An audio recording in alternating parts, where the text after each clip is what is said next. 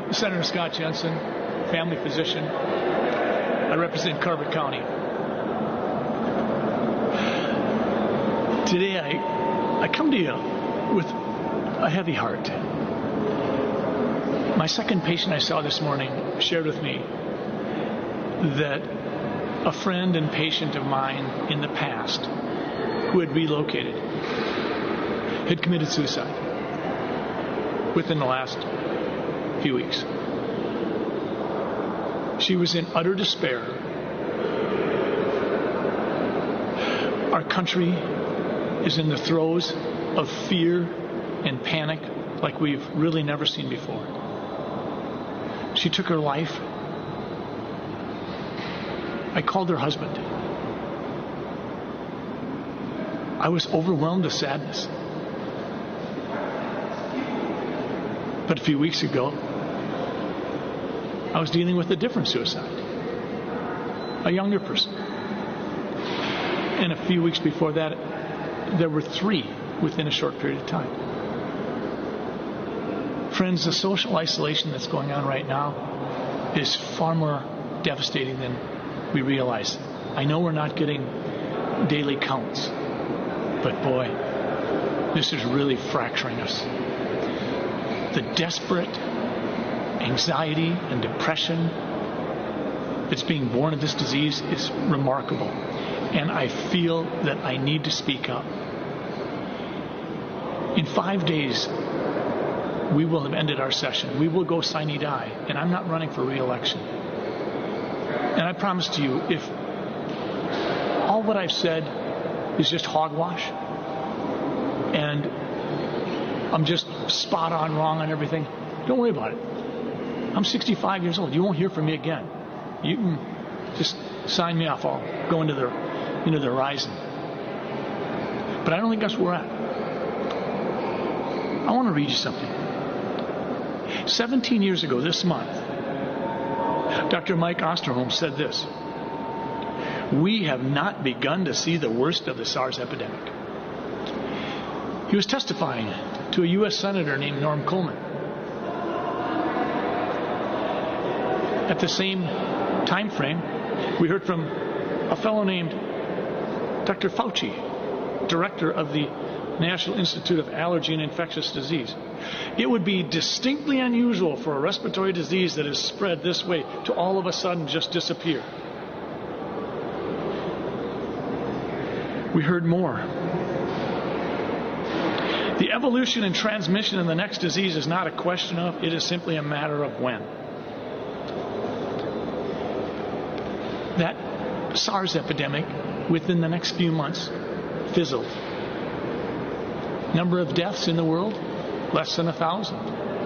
Number of cases, somewhere around 10,000. SARS was a coronavirus. I don't share this information to pick on anyone. I share this information with you to remind you how fluid things are and how much we don't know. Governor Walz shared today that he has a new scenario, a new projection, a new model. And this one is calling for 29,000 deaths. By some folks' calculation, this would indicate that he has already saved 41,000 lives, because originally there had been a projection of 70,000 deaths. Please, friends, let's not fall for this political ploy. This is what we do. We run victory laps. We create victories so that we can run victory laps. When I heard that we were projected to have 70,000 deaths a few weeks ago, I didn't buy it then. And when I hear that we're going to have 29,000 deaths, I think, all right, I've got to kick that one around. I've got to put that into my foundation of understanding. But when I hear that someone might think that we've already saved 41,000 lives, that just ticks me off. When I ran 5 years ago for this seat, I said I wasn't doing it to rub elbows with muckety-mucks. I wasn't doing it to go along and get along. I was going to try to be about 3 things. I was going to try to report the facts. I was going to try to be transparent. And I was going to be someone who could maybe connect the dots. I'm a family doc in the trenches. I've been teaching med students and residents for 30 years, and I see patients every day in the trenches. I make house calls. I take care of suicides. Some 35 years ago, my brother committed suicide in this time frame as well. It was in the spring of the year, and he was in despair. And he jumped from a tall building. I know a lot of you folks out there are hurting. I think we all can concede the point that we're trying to make good decisions. But going forward, the most important thing Minnesotans can do is to try to not lock into one given opinion. Stay open, stay engaged, try to understand why the other person doesn't see it the way you do.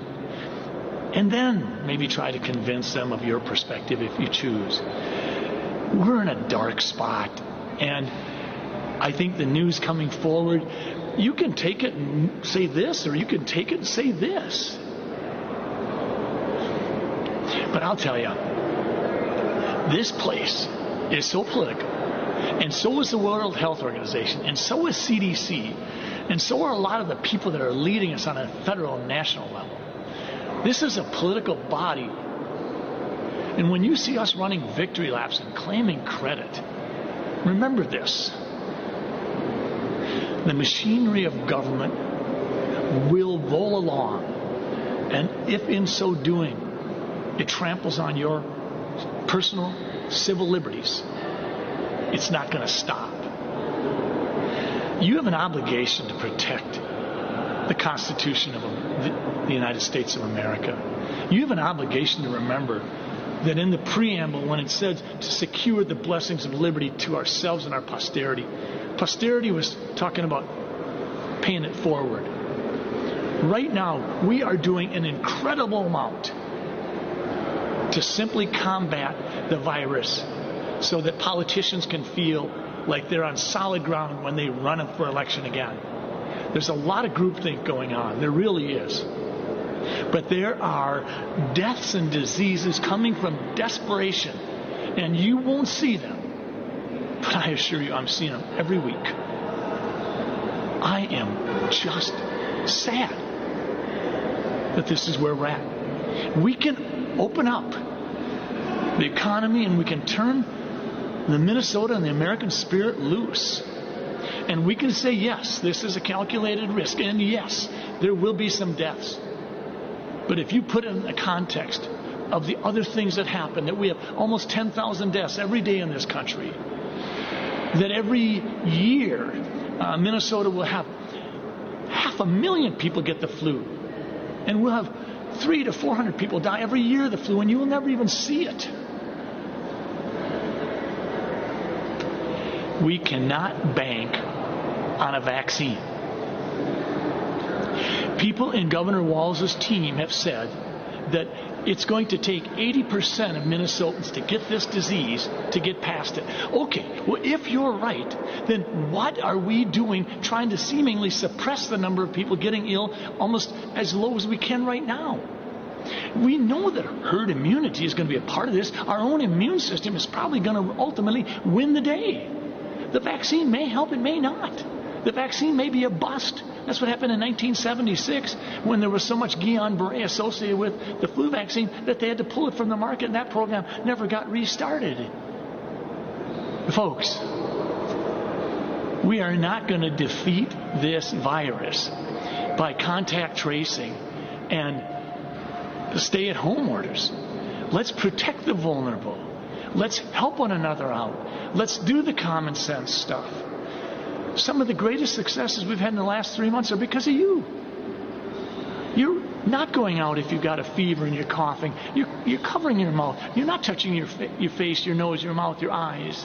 You're socially distancing. But enough's enough. Let's reawaken the spirit of Minnesota. Let's move forward. Come on, Governor Walz. Enough of the secret modeling. It's time. Thanks.